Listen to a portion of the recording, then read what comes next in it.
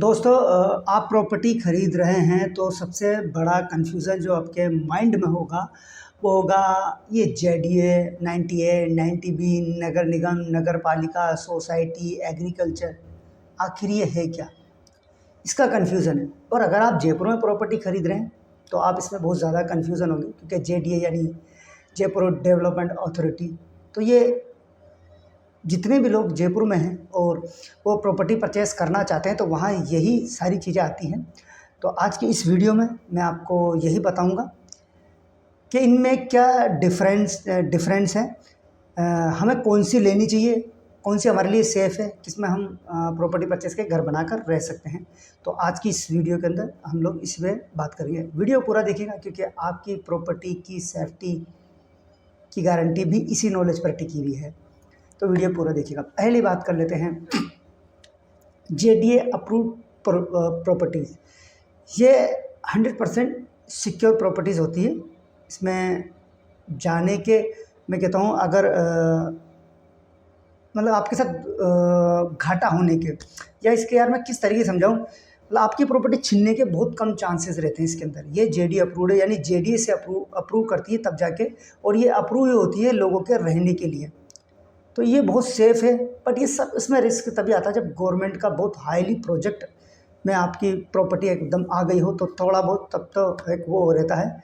हमारे यहाँ का हिंदुस्तान के कानून के अकॉर्डिंग, तो बाहर के कानून में तो ये होता है कि अगर उन्होंने कुछ ऐसी फर्स्ट स्टेप, जैसे हमारे जयपुर में जैसे जेडीए चल रहा है, या बाहर की कंट्रीज़ में भी कोई ऐसा होगा, वहाँ के सिटीज़ वगैरह का, तो वहाँ अगर आपका घर आ गया तो आपकी इच्छा है, आप इसको दो या ना दो, सरकार उसमें कुछ नहीं कर सकती। मगर हमारे यहाँ तो सरकार की इच्छा है, अगर आपका किसी गवर्नमेंट स्कीम के अंडर आ गया तो वो जाएगा, उसका मुआवजा आपको मिल जाता है।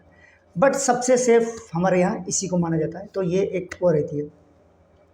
दूसरी आती है 90A। ये भी एक सेफ रहती है। इसको भी हमारे दूसरी कौन सी, हाँ सॉरी, 90A पट्टा, ये नगर निगम और नगर पालिका के द्वारा लोगों के लिए रहने के लिए एक अप्रूव किया जाता है।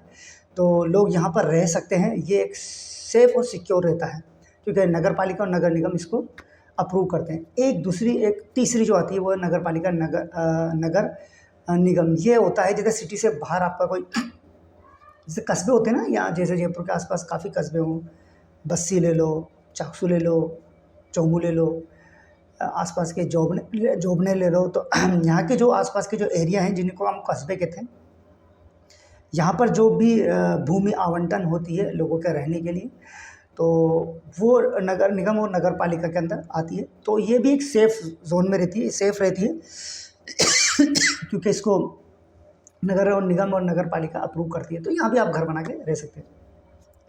एक आती है 90B, शायद है ना, 90 हो गया, अब आ गई 90B। ये थोड़ी सी रिस्की होती है। और 90B जो होती है, ये होती है ग्रामीण क्षेत्रों में जो आपको रहने के लिए मिलती है। जैसे गाँव होते हैं ना, नगर पालिका से नीचे जो गांव होते हैं, तो वहाँ के वो वहाँ पर ये आपको ये प्रॉपर्टीज़ मिलती है। इसमें थोड़ा रिस्क रहता है, तो इसमें भी आपको बहुत सावधानी से लेना वगैरह पड़ता है अगर आप घर के लेते हैं। और इसके बाद आती है 5वीं सोसाइटी। ये जो लैंड होता है या ये जो प्रॉपर्टीज़ होती है, ये सोसाइटी अपने लोगों के रहने के लिए इसे अप्रूव करती है, मतलब रह सकते हो रहने के लिए। बट इतनी सेफली नहीं रहती है, सस्ती होती है, लोग बाग इजीली खरीद लेते हैं। इसके बाद आता है एग्रीकल्चर में भी ये भी बट बहुत ज़्यादा रिस्की हैं। मगर इसमें भी रहने के लिए कई ज़मीनें मिलती है, बहुत कौड़ियों के भाव मिलती है, सस्ती मिलती है, बट रिस्क बहुत हाईली होता है। तो अगर मैं इन सब, ये सारी हो गई, इतना ही हमारे यहाँ होता है, ये इतने कुछ 6 कुल मिला के 6 मैंने आपको बताई। बट अगर मैं इनमें ना सेफ्टी की अगर बात करूँ तो देखो,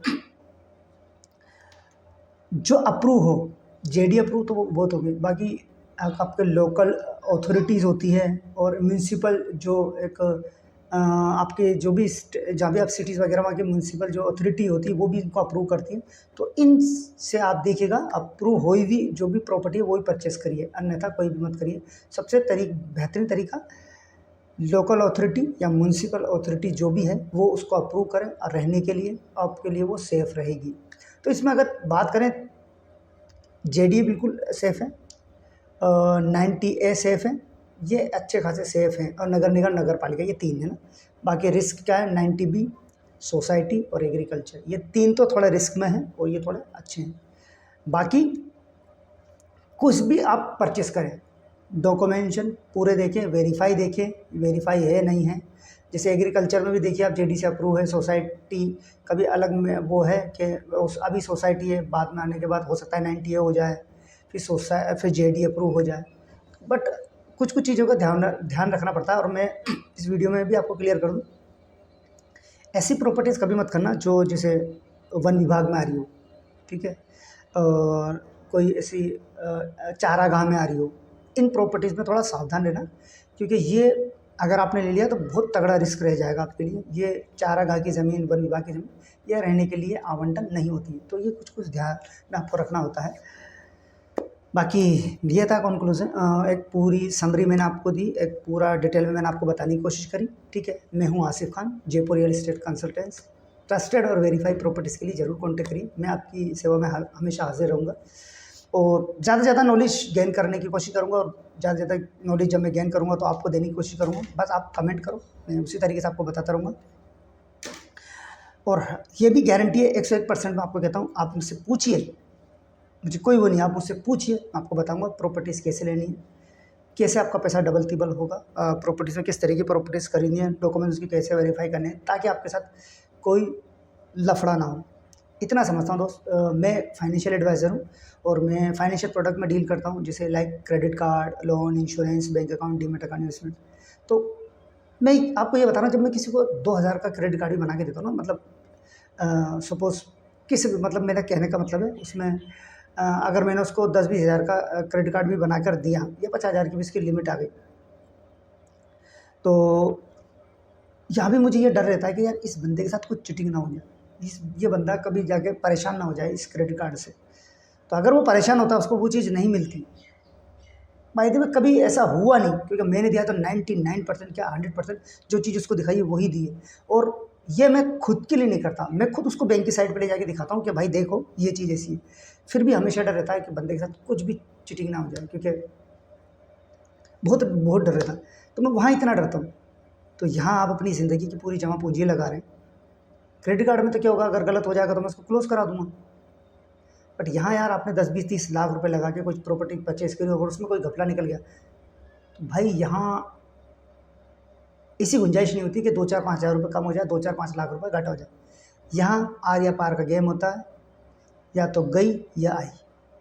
बहुत रिस्की है, ज़िंदगी की गाड़ी कमाई लगाते हैं आप, ये चीज़ मैं समझता हूँ। तो ये चीज़ के लिए मैं ज़रूर कोशिश करूँगा आपके लिए बढ़िया से बढ़िया बताने की, वो समझाने की। और कोई भी फाइनेंशियल प्रोडक्ट अगर परचेस करना है तो वीडियो के डिस्क्रिप्शन में लिंक जाकर आप अप्लाई करिए। मिलते हैं नेक्स्ट वीडियो में, तब तक के लिए जय हिंद, जय भारत।